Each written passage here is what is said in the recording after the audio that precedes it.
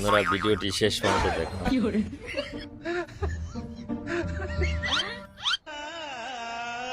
হাতে চিঠি দিয়েছে, বউ দেখে ফেলেছে, স্বামী ফেলে দিল।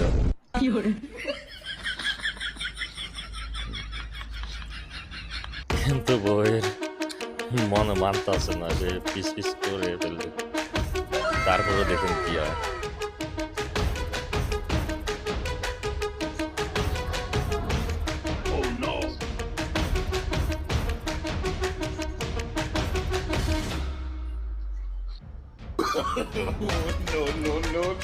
আগুন দিয়ে জ্বালিয়ে ফেললো।